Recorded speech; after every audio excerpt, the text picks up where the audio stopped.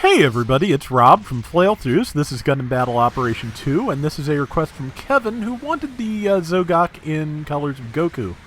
Given that the boomerangs are kind of silvery, I'm just going to say it's Ultra Instinct Goku, but, you know, use your own judgment on that. Yeah, Zogok is still a lot of fun to use. It is a melee general with quick boomerang cutters that stun fairly quickly.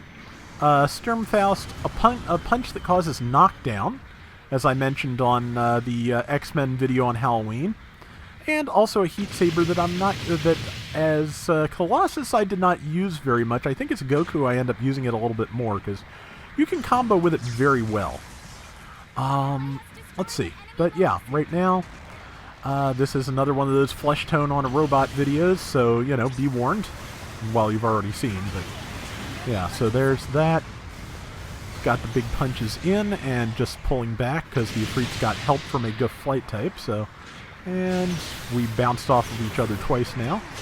And it's knocked me down, but also the Goof, so I might have a chance at getting up. Yep. Okay, yeah, it didn't follow up with melee, which I would have, but.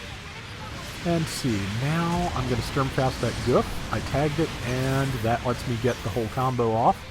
I should have gone, I don't know why I'm not using the Heat Saber. I had some good rounds where, trying to get this, where I was using the Heat Saber effectively. Because basically the way the Heat Saber attack curves, it curves very sharply to the lower left. So it's kind of made for you to just, you know, boost very slightly on an enemy you've already been hitting and hit with the knockdown punches, and then be able to follow up. I got a couple of points on that gym just in case it needed them, but does not need them. Our Red Rider is just gotten destroyed. I've only got 3,000 health, so I'm going to have to play it careful, but we've got a decent lead, so if I get myself killed, there's still some options. Plenty of them, in fact. I am not the linchpin to all this by any stretch of the imagination. But I can be useful if I, you know, throw boomerangs at the right time and in the right places. Also just watching my radar a little closely here to make sure nobody is paying too much attention to me. But they're about to. Yep, here's somebody. I thought they were right there because of the radar, but the radar was not showing the elevation of the Goof quite clearly enough, so. But I'm dead, so, with everybody shooting me. Yep, there we go. But yeah, I think the colors came out pretty well. And like I said, this is a fun thing to use, so. I've mentioned before, not a lot of things with knockdown attacks. The Heat Glaive has them, and the Zogok punches, and not a lot of other things that aren't downswings, so it's a nice feature.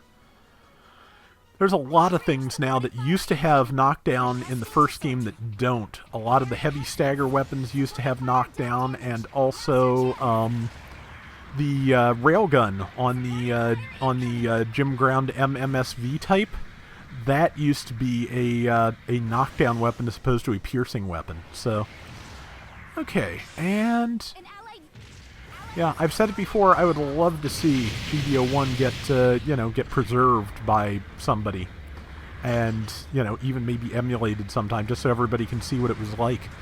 Because there's a fair number of differences, and just. It was a thing, and got that Pale Rider, and I'd like to follow up, but there's also people trailing me, so it's time to leave. Decided to just hide behind this building until I could get my sensors going again, and it managed to get me with the heavy stagger, which let the other Pale Rider knock me down. I think they're both Pale Rider grounds, so just like we have two Gym 3s, they have two Pale Rider grounds, and I'm about to tackle that from behind.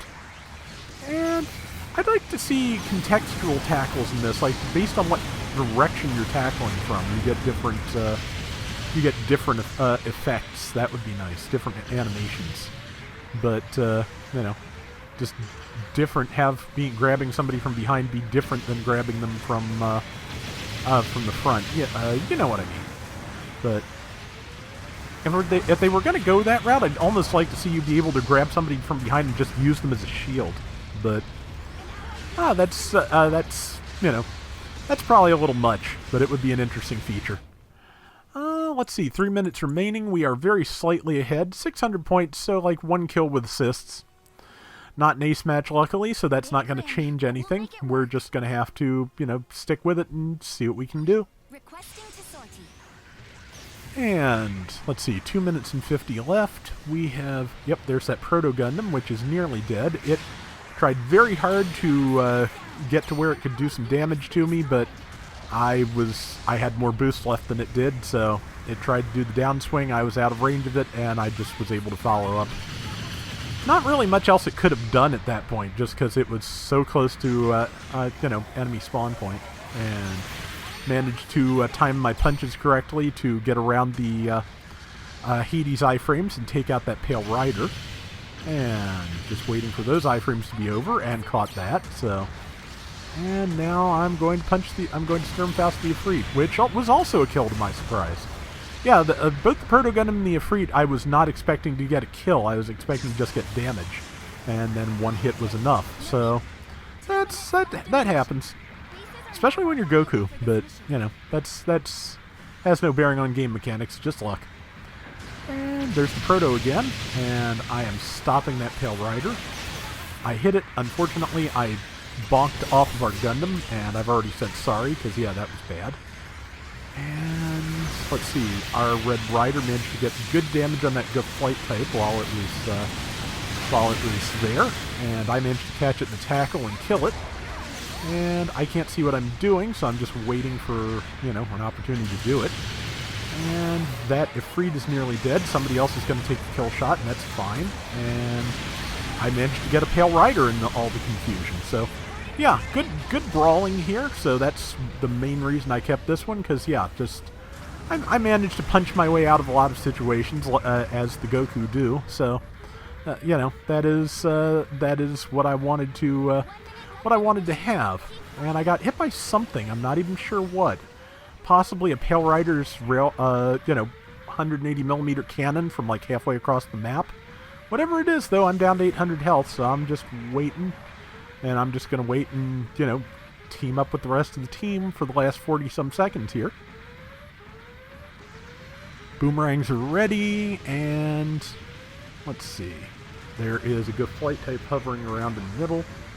And enemies dropping in general. Somebody on our left, which I'm not paying enough attention to. But yeah, right now I am just playing, you know, I am just dodging everything because I have 300 health. But it's too late. The goof has a bead on me, and that's it. But... you know, held out relatively well for having that little health, and managed to get a few shots in here and there before they got me. And let's see.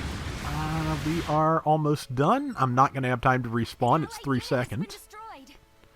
And that is going to be the round. So, yeah, that was pretty decent. And overall, I think I put in a pretty decent performance all told. Did not get on the board, but I did get 7 kills, 3 deaths, and like 70-some thousand damage, I think.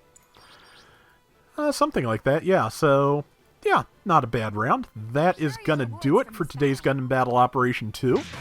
We will be back soon with more. Till next time, everybody take care and have fun. Later!